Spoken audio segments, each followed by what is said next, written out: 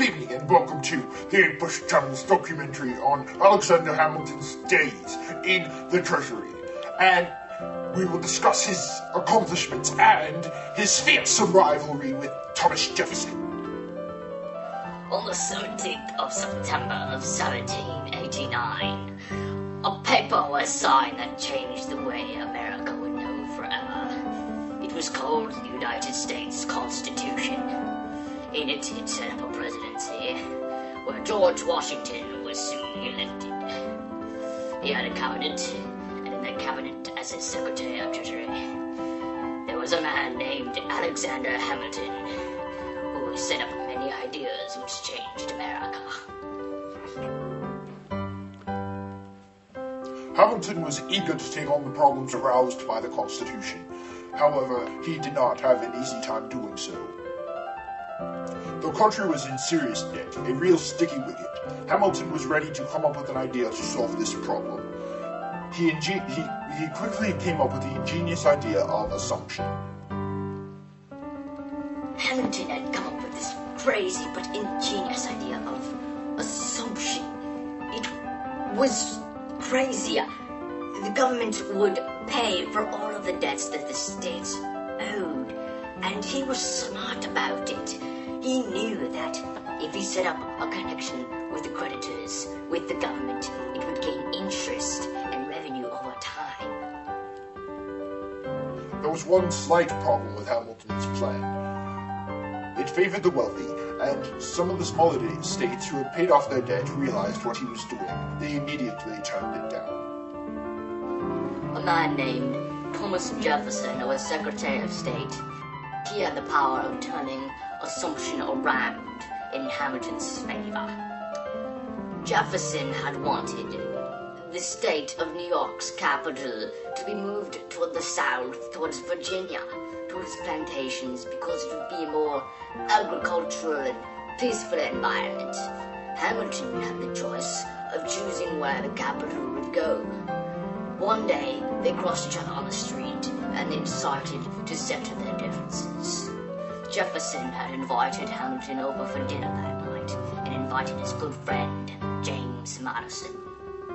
They came up with a compromise, later known to be the dinner table compromise. Greetings, Hamilton. Welcome to my humble abode.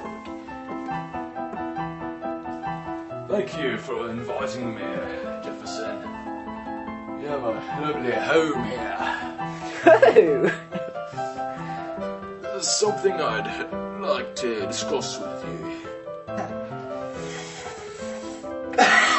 Yes, what is it? Thank you.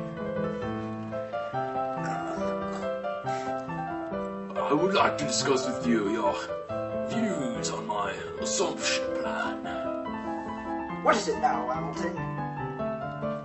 Well, I've noticed you've wanted to change the state capital to New York, or to the south by Virginia. Well, what of it? Well, I have a bit of a proposition for you. Really? Yes. What if I told you that I'd be willing to give up the location of the capital of New York if you were to support me in my assumption plan? You're joking. No, I'm not.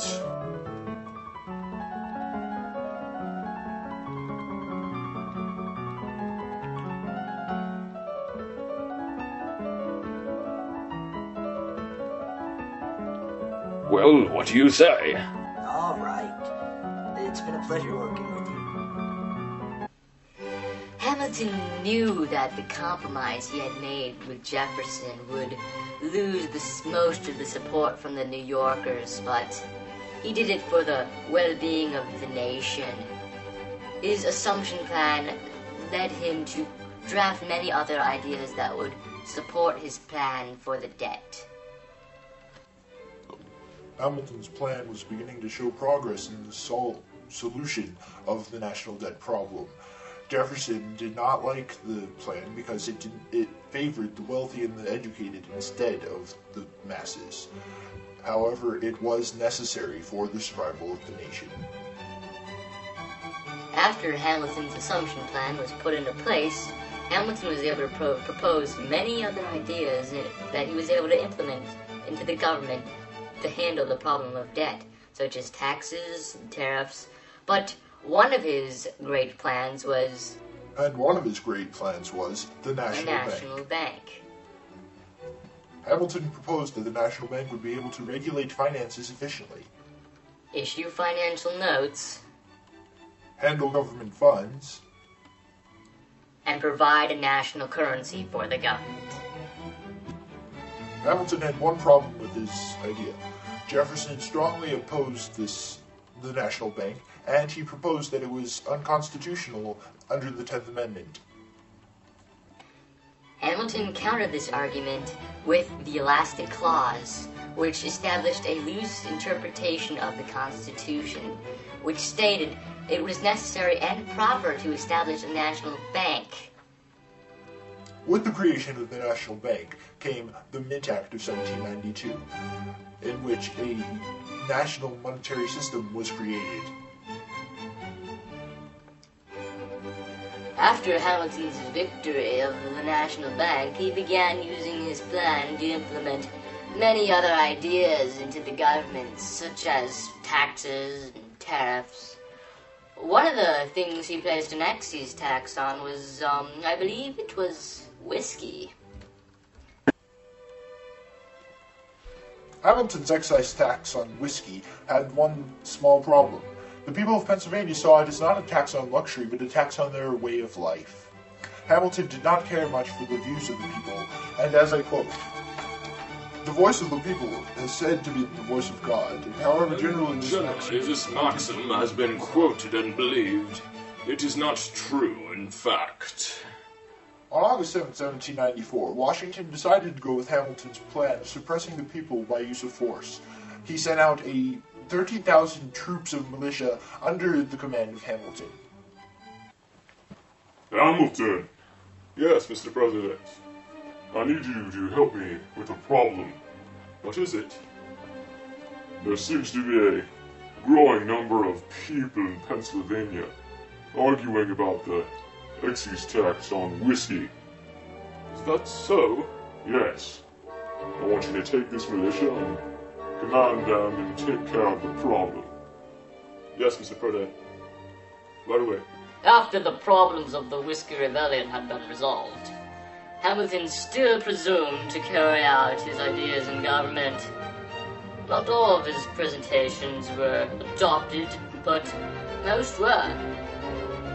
Severe things such as keeping an intense manufacturing economy over an agricultural was mostly denied by Thomas Jefferson.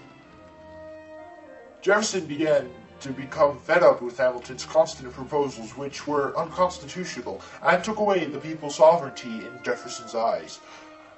He formed his own political party, the Republicans. Inversely, Hamilton formed the Federalists. They tried to convince the people what was truly right in their own newspapers. A heated debate grew between Hamilton and Jefferson. They began posting lies about each other in the newspapers. They would say that one had committed a crime or had even died. It was truly sad. But that could be a story for another day. So I leave you with this. Were Hamilton's ideas implemented in government truly necessary? Did the government need such power to take care of its people? Or was Jefferson's plans more constitutional and let the people live on their own free will? This has been APUSH channel. See you tomorrow at 8 o'clock. Thanks for watching.